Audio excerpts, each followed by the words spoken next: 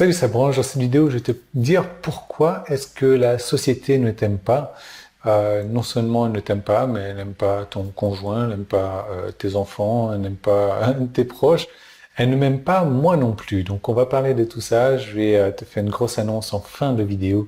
Je vais te parler du dernier bouquin que j'ai sorti. Je vais t'encourager à le lire, bien entendu. Mais tu vas savoir pourquoi en fait.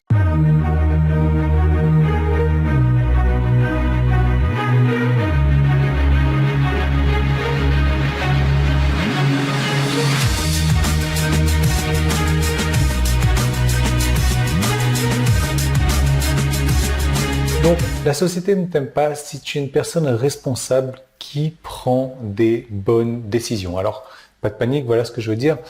J'ai récemment eu une conversation sur une idée de la façon dont la société ne célèbre plus ou ne se soucie plus ou ne donne aucun type de crédit aux personnes qui font réellement fonctionner la société, qui la construisent et qui la font fonctionner donc.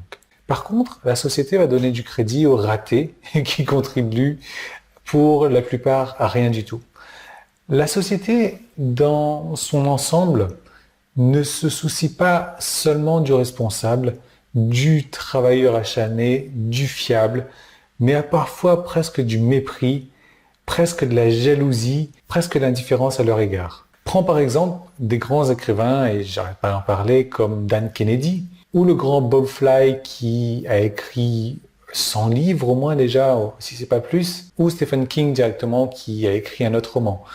Je suppose que à la maison, il y a personne pour le taper sur le dos, pour leur dire c'est bien, tu as contribué à la société, c'est bien, tu as bien fait les choses, etc. Non. Les seules personnes qui vont faire ça, ça va peut-être être leurs fans enragés qui trouvent qu'ils ne vont pas assez vite pour la création de leur prochain bouquin peut-être. Et c'est comme ça, malheureusement, dans toutes les phases de la société. Personne ne se soucie vraiment quand l'adulte responsable avec une famille se lève chaque jour, se met au travail, gagne sa vie et ne sabote pas sa vie avec de la drogue, en faisant la fête, avec des prostituées, avec l'adultère, avec du jeu, avec des milliers de dettes. Et la liste continue, et la liste continue. On attend simplement de lui qu'il fasse ce que la société lui demande. Et cette personne-là n'a même pas besoin d'une tape dans le dos non plus.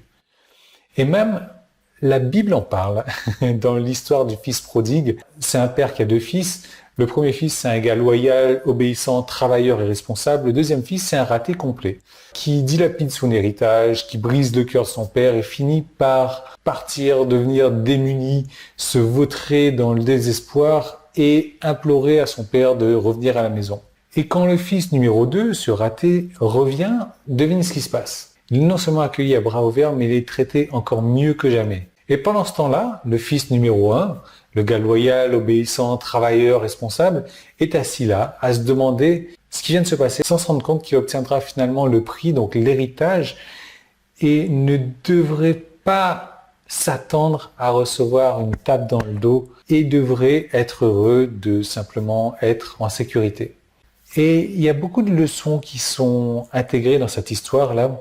La raison pour laquelle les ratés et responsables sont célébrés et font l'objet de tant de campagnes marketing est due à plusieurs choses très importantes, y compris le fait d'être imparfait. Et ça, pour moi, c'est un gros drame. Le drame est passionnant, bien entendu, le drame a un impact, et le meilleur de tous, c'est que le drame crée plus de ventes. Moi, personnellement, il m'est arrivé un drame également, et je tiens sincèrement à ce que ce drame-là ne t'arrive pas, peu importe si tu me tiens dans tes petits souliers ou que tu n'as rien à faire. C'est un cauchemar que j'ai vécu, que je ne souhaite à personne, pas à mon pire ennemi même. Et c'est pas une histoire dont je suis fier, mais c'est une histoire dont j'ai quand même écrit un bouquin que tu peux retrouver ici, tu as la couverture.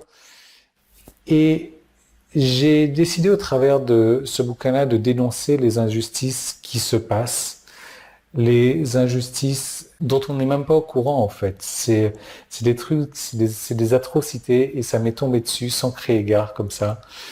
Et je peux t'assurer que tu vas sans doute rester sur le cul en lisant ceci Et c'est disponible sur Amazon, bien entendu. Pour en profiter, tu peux cliquer sur le bouton jaune qui est en haut, en bas, situé sur mon site internet, ou le petit qui est là, situé sur YouTube. Tu vas tomber sur ce bouquin. Ce bouquin, il est en promo, donc pour la période de Noël, il coûte moins de 2 euros. Les bénéfices sont reversés à des associations caritatives. Tu peux prendre la version papier, bien entendu. Mais c'est l'histoire d'un cauchemar qui n'aurait jamais dû arriver. Je ne comprends toujours pas comment est-ce que c'est arrivé. Et c'est hallucinant. C'est hallucinant ce qui peut se passer quand une personne en manque d'autorité décide d'utiliser son pouvoir contre n'importe qui. Et ce n'importe qui, ça a été moi. Ce n'importe qui, ça peut être toi. Ce n'importe qui, ça peut être une personne lambda, une personne que tu connais, un être cher. Et je voudrais te montrer au travers de ce bouquin-là comment peut-être éviter que ce genre de catastrophe, ce genre de drame, ce genre de cauchemar t'arrive. Donc ce que tu vas faire, c'est de cliquer sur le bouton, de prendre le livre. Tu feras une bonne action pour les fêtes de fin d'année. Je t'encourage vraiment à le faire. Tu en connaîtras plus sur moi. Tu vas peut-être te foutre de ma gueule. Tu vas peut-être te dire que c'est bien fait pour moi. Et oui, je l'ai peut-être mérité. C'est peut-être le cas, j'en sais rien. Mais je voulais partager ça avec toi. Voilà.